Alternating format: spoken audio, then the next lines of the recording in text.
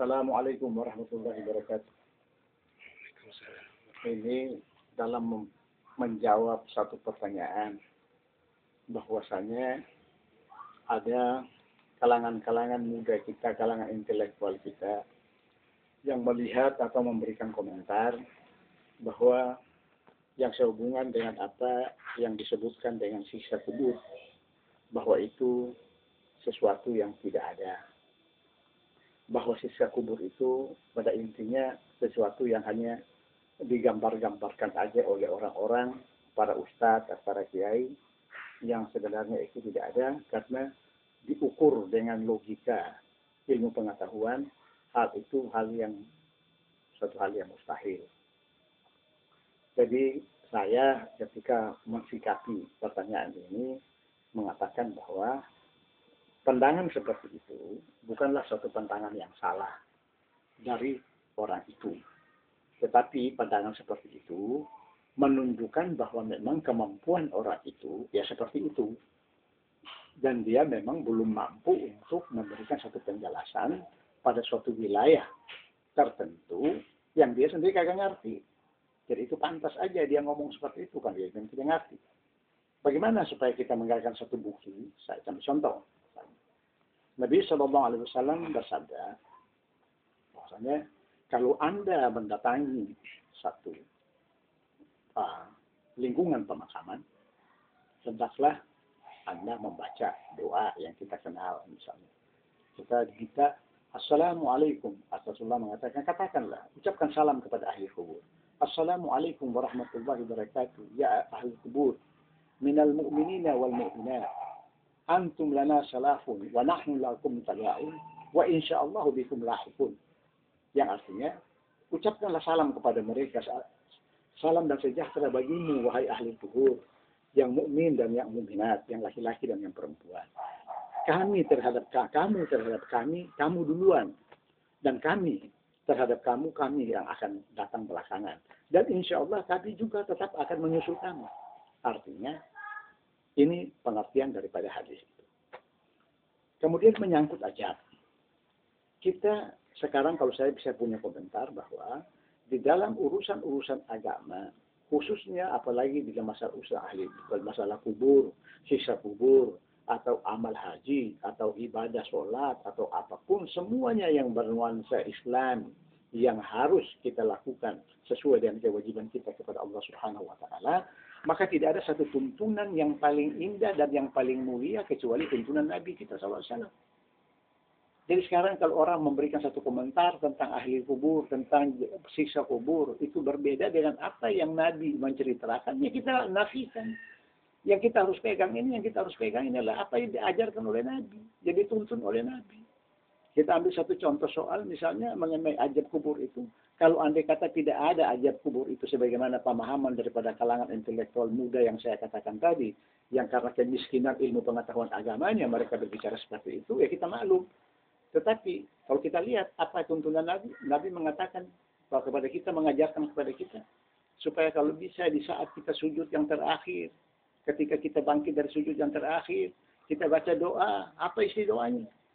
Allahumma inni a'udzubika min ajabil jahannama wa ajabil gabri wa a'udzubika min fitnatid dunya wa fitnatil akhirah wa a'udzubika min syarri fitnatil masiihud dajjal. Itu diajarkan Nabi. Hendaklah kita berlindung kepada Allah dari ajab jahannam. Apa itu jahannam? Ajab di neraka jahannam. Wa ajabil gabri, dan ajab di alam kubur. Dan kita berlindung juga diminta Rasulullah, minta kepada Allah, kamu berlindung diri kepada Allah daripada fitnahnya dunia dan fitnahnya, ujiannya dunia dan ujiannya akhirat. Dan kemudian Rasulullah mengatakan, dan berlindung kamu kepada Allah ya, daripada kejahatan Dajjal yang pasti akan datang, yang zaman ini wallahu a'lam bishawab. Jadi saya ingin berpesan kepada teman-teman saya atau anak-anak saya yang lain daripada itu, supaya satu hal, jangan gampang-gampang memberikan komentar sesuatu di dalam masalah agama, terutama yang sudah Anda dengar dari orang tua-tua ini, tetapi Anda perlu, bukan Anda harus membel kepada mereka, tapi cari ilmunya. Apa alasannya? Apa ajarannya? Apa hadisnya? Bagaimana Al-Qur'annya? Jangan gampang-gampang. Ini satu bahaya besar. Orang-orang yang sekarang ini kadang-kadang banyak berani mengatakan, mau ngapain itu? Itu tidak ada di Al-Quran. Kamu belum menemui di Al-Quran. Apakah kamu sudah kuasai itu Al-Quran semuanya? Kita ambil satu contoh aja di surah Al-Zukhruf ayat 36 mengenai zikir misalnya. Allah Subhanahu wa taala berfirman di ayat 36 itu mengatakan bahwa man ya'su an dzikrir rahman nughayyid lahu syaitanan fa huwa lahu qarin. 36 Al-Zukhruf, buka dan lihat. Apa kata? Barang siapa yang dia melalaikan daripada zikir kepada yang Rahman, artinya zikir kepada Allah Subhanahu wa taala. Kami jadikan kata Allah setan itu sebagai temannya. Jadi kadang-kadang ini berkaitan dengan apa itu zikir, apa itu begini segala macam. Padahal dia tahu, baru bilang Al-Quran tidak ada. Apa yang tidak ada Al-Quran? Nah inilah yang menjadi perlu kita memberitahu, dan ini paham-paham seperti itu, saya kasih tahu ya, bahwa paham-paham seperti itu adalah paham-paham yang sudah pernah muncul di zaman sesudah pada saat Khalifah Sayyidina Ali bin Abi Thalib, suatu paham yang kita kenal ya dengan nama paham Mu'tazilah. Faham Mu'tazilah ini sangat jauh daripada faham kita yang kita pegang, khusus di Indonesia. Kita suka tidak suka, memang kita bermajab kepada ahli sunnah wal jamaah. Suka atau tidak suka. Kenapa? Karena faham inilah yang mengajarkan kita tahu kenal kepada Allah, tahu kenal pada Rasul. Dan faham Mu'tazilah ini adalah faham yang mendasari pemikirannya khusus kepada akal. Mereka itu menolak segala sesuatu apa, dan dalil mereka itulah akal, bukan Quran dan bukan hadis. Dan saya khawatir generasi muda kita kalau masuk ke sini, ini akan celaka. Dan mereka, saya cuma pesankan, kita ini hidup tidak dua kali. Hidup cuma satu kali.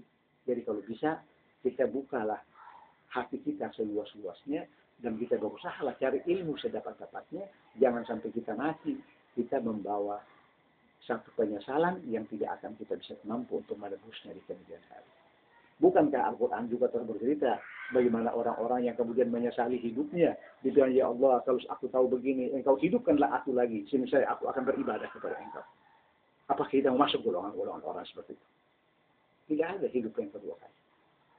Kita tidak akan dibangkitkan lagi kedua kali di muka dunia, kecuali dalam bentuk yang kita tidak tahu. Yang jelas, we have to fight. Kita harus berjuang untuk kehidupan kita sekarang ini. Untuk kita meraih dunia. Dan tidak terlepas daripada itu, kita lebih utamakan bagaimana kita meraih kenyamanan dan kebahagiaan di akhirat kelak.